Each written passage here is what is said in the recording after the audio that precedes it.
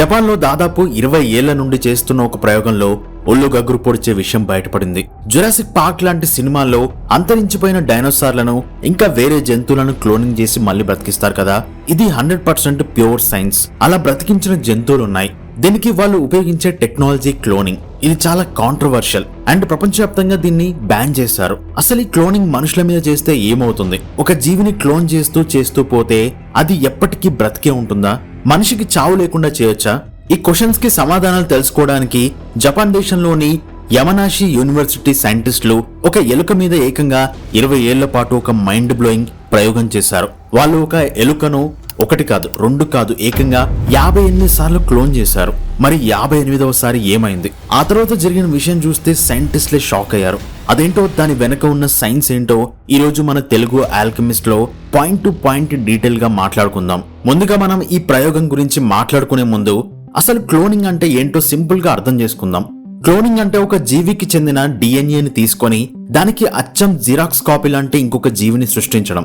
1996లో సైంటిస్టులు మొట్టమొదటిసారిగా డాలీ అనే గొర్రె డిఎన్ఏను కాపీ చేసి ఇంకొక దాన్ని పుట్టించారు. అయితే పిల్లలనేవి సహజంగానే 2 జంతువులు సెక్స్ చేసుకుంటే పుడతాయి కదా, దానికి క్లోనింగ్ కి డిఫరెన్స్ ఏంటి అని మీకు అనిపించవచ్చు. అలాగే క్లోనింగ్ ఎందుకంత స్పెషల్ అండ్ ఎందుకంత కాంట్రవర్షియల్ బ్రో అని కూడా మీరు అనుకోవచ్చు. దానికి రీజన్ ఏంటో చూద్దాం. మెయిన్ గా సెక్స్ ద్వారా పుట్టే పిల్లలు ఒక మేల్ ఒక ఫీమేల్ నుండి వస్తారు. కాబట్టి ఆ పుట్టే పిల్లలకి పేరెంట్స్ నుండి సగం సగం జీన్స్ వస్తాయి. కాబట్టి వాళ్ళు చూడ్డానికి కొత్తగా ఉంటారు. కానీ క్లోనింగ్ లో అలా ఉండదు. ఎగ్జాంపుల్ కి ఎలాన్ మస్క్ ని క్లోనింగ్ టెక్నాలజీతో క్లోన్ చేస్తే ఆ పుట్టేవాడు అచ్చు గుద్దినట్టు ఎలాన్ మస్క్ లాగే ఉంటాడు. కానీ ఎలాన్ మస్క్ ఆలోచనలు, జ్ఞాపకాలు, ఫింగర్ ప్రింట్స్, పుట్టుమచ్చలు మాత్రం ఒకేలా ఉండవు. అయితే మనం ఇక్కడ మాట్లాడుకుంటున్న క్లోనింగ్ టెక్నిక్ పేరు సోమాటిక్ సెల్ న్యూక్లియర్ ట్రాన్స్ఫర్. ఇది ఎలా చేస్తారంటే, ముందుగా ఒక ఎగ్ సెల్ తీసుకుంటారు. అందులో ఉండే న్యూక్లియస్ అంటే డిఎన్ఏ ఉండే భాగాన్ని బయటికి తీసేస్తారు. అంటే అది ఇప్పుడు ఖాళీ గుడ్ అన్నమాట. ఆ తర్వాత మనం ఎగ్జాంపుల్ కి ఐన్స్టీన్ ని క్లోన్ చేయాలి అనుకుంటే ఆయనకు సంబంధించిన చర్మం నుండి కణాన్ని తీసుకుని అందులో నుండి డిఎన్ఏని తీసుకుంటారు. ఆ డిఎన్ఏని ఆ ఖాళీ గుడ్డులో పెడతారు. ఆ గుడ్డుకి కొంచెం ఎలక్ట్రిక్ షాక్ లేదా కెమికల్స్ ఇస్తారు. దాంతో ఆ గుడ్డు ఒక న్యాచురల్ పిండం లాగా పెరగడం స్టార్ట్ అవుతుంది. అలా పుట్టిన మనిషి సరిగ్గా అచ్చుగుద్దినట్టు ఐన్స్టీన్ లాగే ఉంటాడు. ఆయనకి కార్బన్ కాపీలా ఉంటాడు. కానీ ఆయనకున్న తెలివితేటలు రావు. కాబట్టి ఐన్స్టీన్ ని కాపీ చేసిన పెద్దగా యూజ్ ఉండదు. కాకపోతే ఇంట్రెస్టింగ్ విషయం ఏంటంటే 5000 ఏళ్ల క్రితం చనిపోయిన గొప్ప గొప్ప రాజులు ఎలా ఉంటారో సరదాగా చూడాలి అనుకుంటే ఈ టెక్నాలజీతో మళ్ళీ పుట్టించి చూడొచ్చు. దానికోసం వాళ్ళ డిఎన్ఏ దొరికితే చాలు. ఒక విషయం ఏంటంటే నేచర్ లో క్లోనింగ్ అనేది చాలా కామన్. అరటి పండ్లు, బంగాళదుంపలు, కొన్ని రకాల మొక్కలు వాటికవి క్లోన్ చేసుకుంటాయి. కొన్ని రకాల బల్లులు, సొరచేపలు కూడా మగజీవి అవసరం లేకుండానే పిల్లల్ని కంటాయి. కానీ మ్యామల్స్ అంటే పాలిచ్చి పెంచే జంతువుల్లో అంటే మనుషులు, కుక్కలు, ఎలకలు ఇలాంటి వాటిల్లో ఇది ప్రకృతి సహజంగా జరగదు. ఆర్టిఫిషియల్ గా ల్యాబ్ లో మాత్రమే చేయగలం. ఇప్పుడు అసలు కథలోకి వద్దాం. క్లోనింగ్ టెక్నాలజీ చాలా డెవలప్ అయ్యాక సైంటిస్టులకు ఒక క్రేజీ ఐడియా వచ్చింది. ఒక జీవిని మనం ఎప్పటికీ క్లోన్ చేయగలమా? అంటే ఒక ఐన్స్టీన్ ని పుట్టించి అతను చనిపోతాడు కాబట్టి మళ్ళీ ఆ ఐన్స్టీన్ నుండి ఇంకొక ఐన్స్టీన్ ని, ఆ ఐన్స్టీన్ నుండి ఇంకొక ఐన్స్టీన్ ని ఇలా తరతరాలుగా క్లోన్ చేసుకుంటూ పోతే ఒక జీవికి అసలు చావే లేకుండా ఇమ్మోర్టాలిటీ వస్తుందా? దీన్ని టెస్ట్ చేయడానికి జపాన్ లోని యమనాషి యూనివర్సిటీ పరిశోధకులు 2005లో ఒక పెద్ద ప్రయోగాన్ని స్టార్ట్ చేశారు. వాళ్ళు ముందుగా ఒక ఆడ ఎలుకను తీసుకున్నారు. దాని కణాల నుండి ఒక క్లోన్ ఎలుకను సృష్టించారు. దీన్ని జనరేషన్ 1 లేదా G1 అంటారు. ఆ G1 ఎలుక పెద్దదయ్యాక దాని కణాలు తీసుకొని మళ్ళీ ఇంకొక ఎలుకను క్లోన్ చేశారు. అంటే సెకండ్ జనరేషన్. ఆ తర్వాత G2, G3, G4 ఇలా నేచురల్ గా వాటిని పిల్లల్ని కననివ్వకుండా కేవలం ల్యాబ్ లో క్లోన్ చేస్తూనే వెళ్లారు. ఈ ప్రయోగం సుమారు 20 ఏళ్ల పాటు సాగింది. మొత్తం 1200 ఎలుకలను వీళ్ళు ఇలా సృష్టించారు. మొదట్లో అంతా చాలా అద్భుతంగా జరిగింది. మొదటి 25 జనరేషన్ల వరకు పుట్టిన ఎలుకలన్నీ చాలా హెల్దీగా ఉన్నాయి. ఎలుకలు సాధారణంగా 2 ఏళ్లు బ్రతుకుతాయి కాబట్టి వాటి జీవిత కాలం కూడా నార్మల్ గానే ఉంది. ఇంకా చెప్పాలంటే రాను రాను ఈ ప్రయోగం సక్సెస్ రేట్ పెరుగుతూ వచ్చింది. సైంటిస్టులు కూడా ఫుల్ ఖుషి అయిపోయారు. ఈ మ్యామల్స్ ని ఇలాగే క్లోన్ చేసుకుంటూ వెళ్తే ఏం జరుగుతుందో అని చాలా ఇంట్రెస్టింగ్ గా వెయిట్ చేస్తూ వచ్చారు. కానీ అసలు ట్విస్ట్ ఇక్కడే మొదలైంది. 25వ జనరేషన్ దాటాక నెమ్మదిగా సక్సెస్ రేట్ అనేది పడిపోవడం మొదలైంది.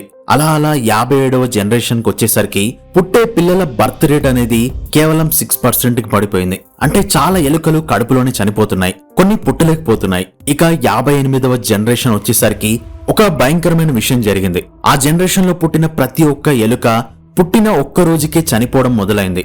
అంతే 20 ఏళ్ల పాటు ఎంతో సక్సెస్ఫుల్ గా నడిచిన ఆ క్లోనింగ్ చైన్ 58వ జనరేషన్ దగ్గర పూర్తిగా తెగిపోయింది. ఆ ఎలుకల వంశం ఒక జెనెటిక్ డెడ్ ఎండ్ కి చేరుకుంది. అవి ఇంకెంత మాత్రం కొత్త పిల్లల్ని బ్రతికించుకోలేనంతగా రోగాల బారిన పడ్డాయి. అసలు సైంటిస్టులకి బుర్ర పనిచేయలేదు. ఏం జరిగింది? మొదటి 25 జనరేషన్లు బానే ఉన్న ఎలుకలు 58వ జనరేషన్ కి వచ్చేసరికి ఎందుకు చచ్చిపోతున్నాయి? దీనికి కారణం వెతికితే వాళ్ళకి తెలిసిన ఒక భయంకరమైన నిజం ఏంటంటే జెనెటిక్ డ్యామేజ్. ఇక్కడ మనం డిఎన్ఏకి సంబంధించిన ఒక ముఖ్యమైన విషయం తెలుసుకోవాలి. మన శరీరంలో కణాల విభజన అంటే సెల్ డివిజన్ జరుగుతున్నప్పుడు ఆ డిఎన్ఏ కాపీ అవుతుంది. అలా కాపీ అయ్యేటప్పుడు చాలా చిన్న చిన్న తప్పులు జరుగుతుంటాయి. వీటిని మ్యూటేషన్స్ అంటారు. మనుషులు తల్లి తండ్రి కలవడం ద్వారా పుట్టినప్పుడు మనకు తల్లి నుండి సగం డిఎన్ఏ, తండ్రి నుండి సగం డిఎన్ఏ వస్తుంది.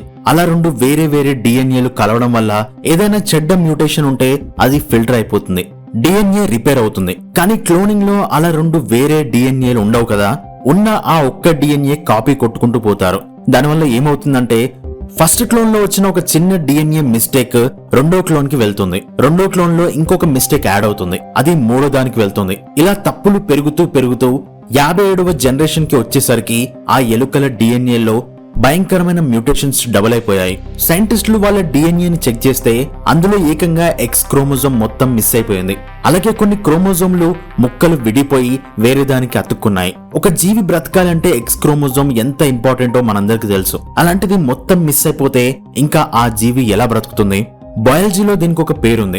దీన్నే ముల్లర్స్ రాట్చెట్ అంటారు. అంటే ఎప్పుడైతే అసెక్షువల్ గా అంటే సెక్షువల్ రీప్రొడక్షన్ లేకుండా క్లోనింగ్ ద్వారా ఒక జీవి పుడుతూ ఉంటే అందులో హానికరమైన మ్యూటేషన్స్ పెరిగిపోతాయి. చివరికి ఆ జాతి మొత్తం అంతరించిపోతుంది. సరిగ్గా ఇలాగే వేల సంవత్సరాల క్రితం మన భూమి మీద బ్రతికిన నియాండర్తల్స్, అలాగే 4000 ఏళ్ల క్రితం సైబీరియాలో బ్రతికిన ఊలీ మ్యామోత్స్ అంతరించిపోయాయని సైంటిస్టులు నమ్ముతున్నారు. వాళ్ళ పాపులేషన్ బాగా తగ్గిపోయి వాళ్ళలో వాళ్లే కలవడం వల్ల ఈ డిఎన్ఏ ప్రాబ్లం వచ్చి మొత్తం జాతి అంతమైపోయింది. ఇక్కడ మీకు ఒక క్రేజీ డౌట్ రావచ్చు. అదేంటి బ్రో, అరటిపళ్ళు బంగాళదుంపలు వందల ఏళ్లుగా వాటికవే క్లోన్ చేసుకుంటున్నాయి కదా, వాటికి రాని ప్రాబ్లం ఎలుకలకి మనుషులకి ఎందుకు వస్తుంది అని. దీనికి ఆన్సర్ ఏంటంటే ఎపిజెనెటిక్స్.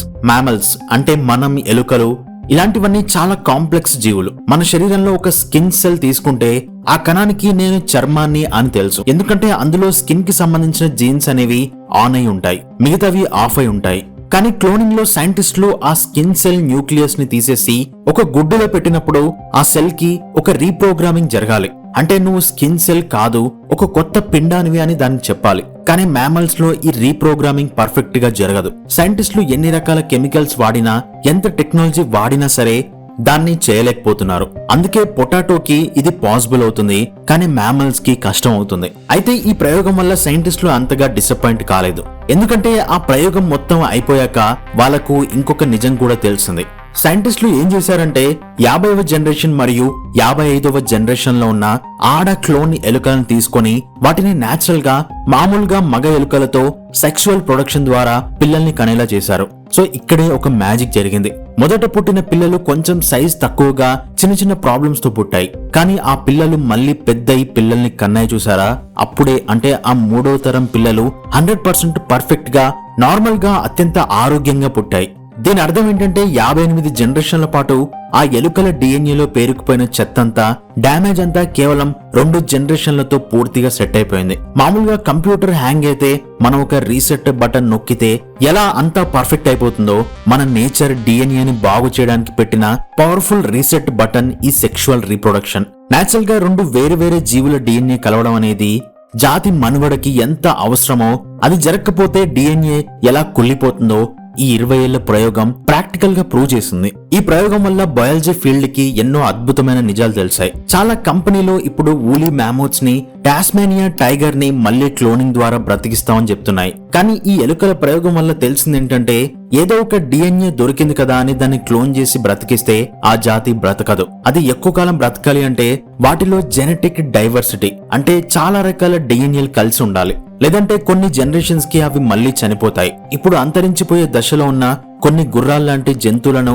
క్లోన్ చేయడం వల్ల లాభం ఉంది. ఆ క్లోన్ అయిన జంతువులను అడవిలో వదిలేస్తే అవి మామూలుగా జంతువులతో కలిసి నేచురల్ గా బ్రీడింగ్ చేయడం వల్ల ఆ జాతి మళ్ళీ హెల్దీగా డెవలప్ అవుతుంది. ఇప్పుడు చాలా మంది డబ్బున్న వాళ్ళు $1000 ఖర్చు పెట్టి వాళ్ళకిష్టమైన పెంపుడు కుక్క లేకపోతే పిల్లి చనిపోతే దాని డిఎన్ఏతో మళ్ళీ దాన్ని క్లోన్ చేయించుకుంటున్నారు.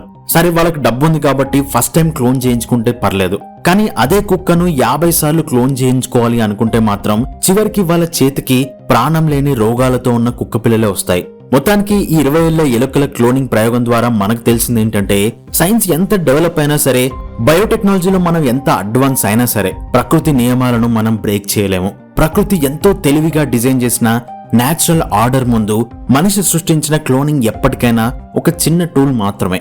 ఒక ప్రాణి హెల్దీగా బ్రతకాలి అంటే జెనెటిక్ షఫ్లింగ్ అనేది ప్రకృతి మనకిచ్చిన అతిపెద్ద వరం. దీని మీద మీ ఒపీనియన్ ఏంటో కింద కామెంట్ సెక్షన్ లో చెప్పండి. ఈ వీడియోలోని ఇన్ఫర్మేషన్ మీకు నచ్చితే తప్పకుండా లైక్ చేయండి. ఇలాంటి మరెన్నో మైండ్ బ్లోయింగ్ సైన్స్, స్పేస్ మరియు హిస్టరీ ఫ్యాక్ట్స్ ని ఎంతో డీటెయిల్ గా తెలుసుకోవడానికి మన తెలుగు ఆల్కెమిస్ట్ ఛానల్ ని సబ్స్క్రైబ్ చేసుకోండి. మరొక ఇంట్రెస్టింగ్ టాపిక్ తో మీ ముందుకు వస్తాను. అప్పటి వరకు keep exploring and thanks for watching.